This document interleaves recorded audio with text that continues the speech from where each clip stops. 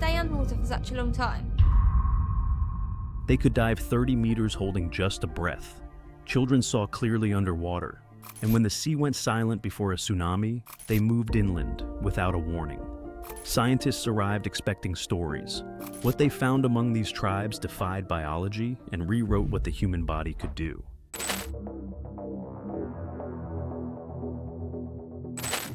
Number 10.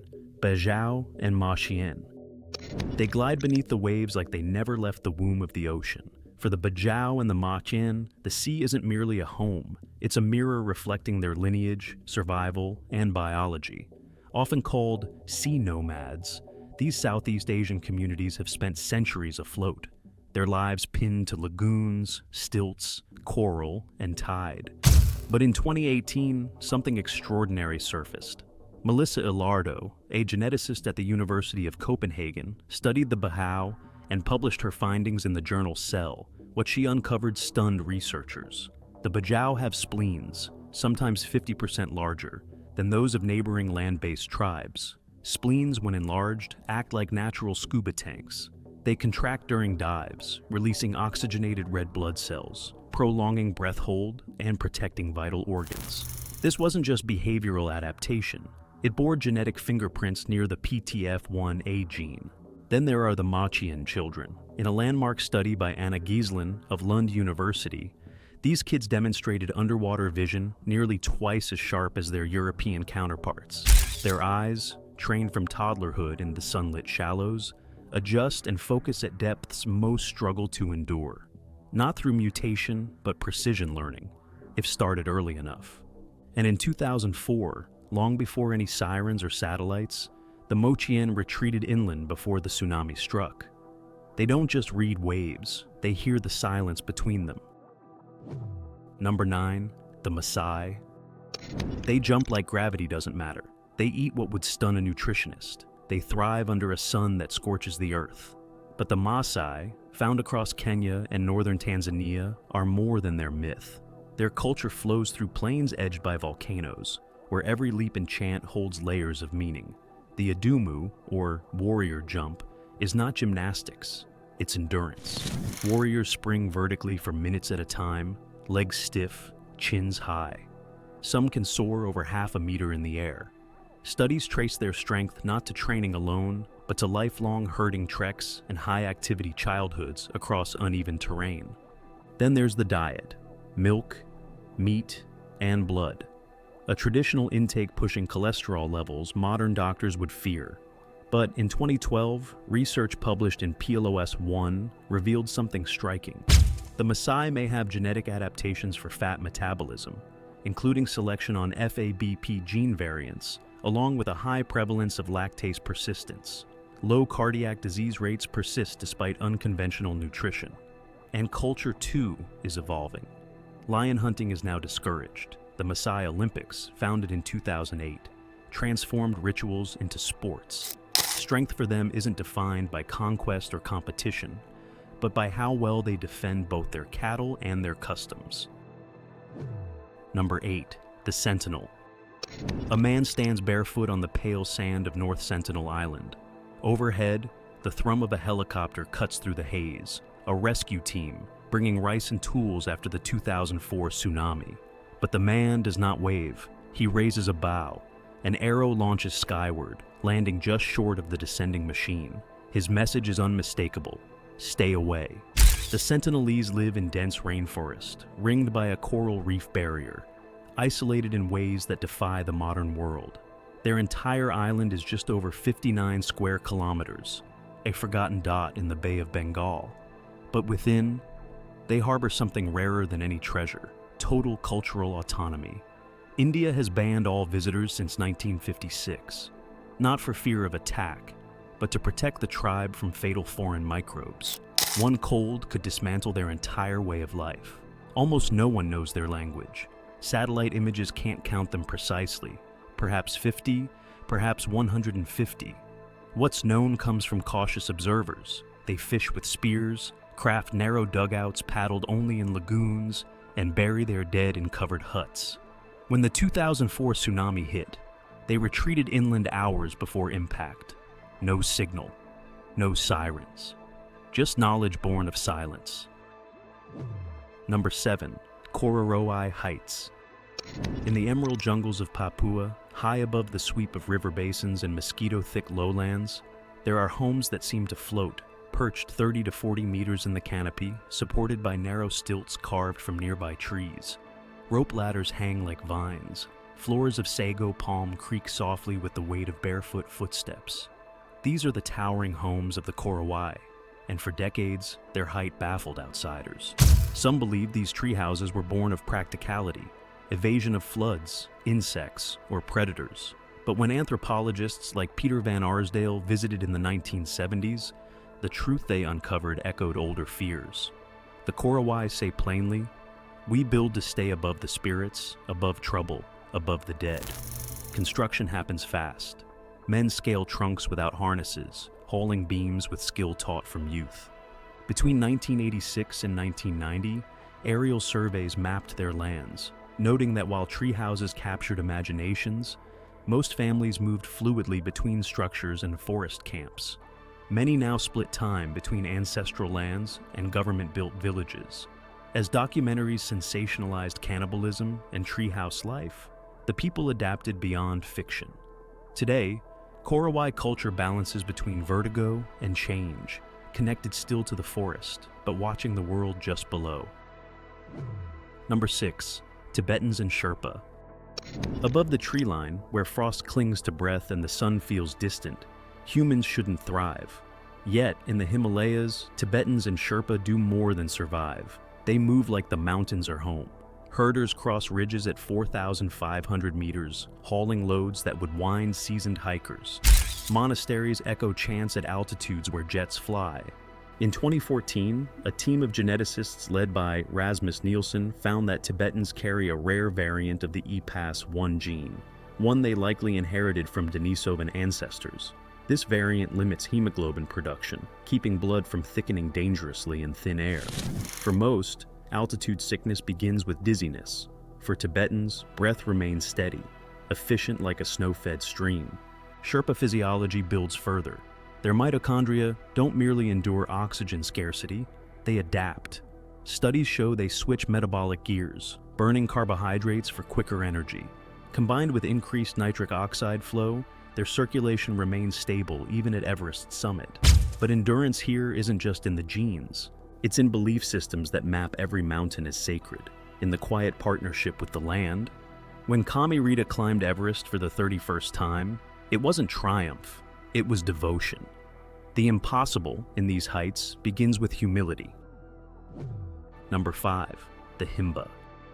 In the sun-blasted deserts of Namibia and Angola, where water is scarce and shade is rarer, the Himba carry tradition in every shade of red. Each morning, Himba women mix a paste of butterfat and red ochre, called atjize, and apply it in sweeping, deliberate strokes to their skin and hair. Visually stunning, yes, but more than a cosmetic ritual. Ochre, rich in hematite, acts as a natural UV shield, insect repellent, and antibacterial layer, essential in a landscape where modern amenities are few. Without access to abundant water, bathing becomes smoke. They burn aromatic resins like omazumba, wrapping themselves in cloth to let warm vapor rise through their pores, cleansing gently without touching water. And then there is perception. A widespread myth once claimed they couldn't see blue. False. Linguist Debbie Roberson's studies showed their eyes perceive every shade. What differs is language, not biology. In their world, colors follow cultural logic. Cattle herders by trade, their milk-centered diet mirrors similar pastoralist groups who overcome lactose intolerance by fermenting dairy. The Himba survive with resourcefulness forged under the sun. Part chemistry, part culture, fully human. Their painted skin tells a story of resilience, science, and adaptation, shaped by centuries of living with the land, not against it. Number 4. The Sami. Across the frozen belt of northern Europe through Norway, Sweden, Finland, and into Russia, the Sami people follow a rhythm older than nations. They follow reindeer across tundra, through forest, between seasons. Where others see ice and isolation, the Sami see movement, memory, and song. Roughly 80,000 to 135,000 Sami live today in Sapmi, speaking 9 distinct Sami languages. In Norway alone, nearly 250,000 domestic reindeer graze each spring, most in Finnmark. They are not wild. They are guided, herded, watched by families who know the land like a map written in snow. Their joik, sometimes spelled yoik, is more than melody. It is how one sings a mountain, a person, a moment, a song not about something, but of it. Studies suggest joik helps regulate emotion and cortisol levels, offering calm and continuity through hardship, a kind of oral memory, sung instead of spoken. But memory here isn't always voluntary. In the 1600s, Sami shamans known as noides were persecuted.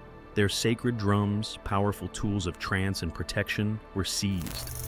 One stolen in 1691 still sits in a museum, a symbol of unfinished healing. And yet, the culture endures. Modern Sami activists now stand not just at microphones or rituals, but in courtrooms, fighting wind farm developments that threaten crucial grazing land. Norway issued an official apology in 2023 for its treatment of the Sami, but for many, the real justice is still somewhere on the horizon. Number 3. The Brogpa. In Ladak's narrow valleys, where altitude cuts the air and the Indus River slices the mountains, there lives a small, radiant community called the Brogpa, or, as they call themselves, the Monaro. Fewer than 4,000 people remain, mostly in Dahanu, Garon, and Darik villages. Their language, Brokskat, is endangered, an Indo-Aryan tongue with fewer than 500 active speakers, and their rituals glow like the flowers they wear. Women craft teepee headdresses from silver coins and fresh orange blossoms, Montu said to protect against the evil eye. Their clothes and colors aren't decoration. Their defense, their history stitched into petals. At harvest, they celebrate Bona, a 5-day Thanksgiving of hymns, dance, and spirit-led prayer. Alaba, or spirit medium, fasts and chants leading the village through rituals that rotate every few years. The last was recorded in 2016. Myths once claimed they were pure Aryans, descended from Alexander's army, but a 2019 genetic study and a broader 2024 Highlander Genome Project both debunked this. Their DNA is a blend of South and Central Asian ancestry. Beautiful, yes, but not mythical. Their true miracle is survival. Along crumbling terraces, they raise barley in orchards. On thin soil and thinner air, they keep singing Brokskat. One elder put it plainly, "We thank the gods, we tend our fields, we wear our flowers. In a world that forgets quickly, they remember slowly. That is their power." Number 2, the Kalenjin. In Kenya's Rift Valley, where red soil meets dawn chill, the Kalenjin run, not just fast, but forever. In towns like Aitan, perched over 2,400 m above sea level, the air is thin and the legs never stop. The numbers don't lie. Though the Kalenjin make up roughly 10% of Kenya's population, they've won over 80% of the nation's distance running medals. Marathon champions, Olympic legends, world record holders. They keep coming from one place, but it's not magic.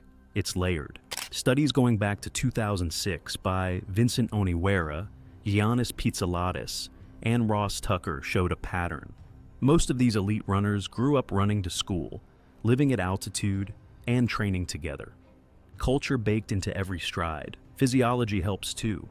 Even untrained Kalenjin boys have shown lower oxygen cost while running, meaning they burn less to go farther. Their limbs are long, their frames light, efficiency over power always. Food adds to it. Meals are often simple, ugali, greens, milk, but the training is anything but. Hills, group pacing, repetition, sharp focus. Lorna Kiplagat, a long-distance legend, once said, "If you train at 2,400 m, when you go low, you feel like you are flying." No one gave them wings. They earned them. Number 1, the Zangto. In the coastal corners of Benin, Togo, and southwestern Nigeria, something tall and whirling moves at dusk. Covered in raffia, spinning like a storm of straw, they hum with energy. These are the Zangbeto, the people of the night. To villagers, they are spirits. To researchers, they are an ingenious blend of community security and ritual theater. Anthropologists studying Battery in Nigeria conducted interviews in 2013 showing that Zangto patrols deter theft, mediate disputes, and even present wrongdoers for local justice. But their presence is more than order, it's awe. Each January 10th during Benin's Voden Day and at the Awida Festival that runs through January 11th, Zango flood the streets. They spin, they erupt charms, they captivate. Outsiders ask what's beneath the costume. Locals say no one. Believers insist the spirit is real. Scholars point to secret initiates beneath the layers, guided by chants, drums, and centuries of training. And now they've taken on a new role. In 2018, Voice of America reported that Zangbeto began patrolling mangroves near the Mano River. They now warn off illegal loggers and overfishers, guarding not just people, but ecosystems. As scholar Funu wrote, Zangto are art, power, and peace rolled into one. People don't just watch them, they trust them. In Siberia's deep cold, the Saka survive through culture, resilience, and animals adapted to extremes. Their festivals, epics, and hardy horses turn frost into strength and tradition into endurance. If stories like these inspire you, subscribe, share, and stay with us for more remarkable ways humans thrive at the edge of the world.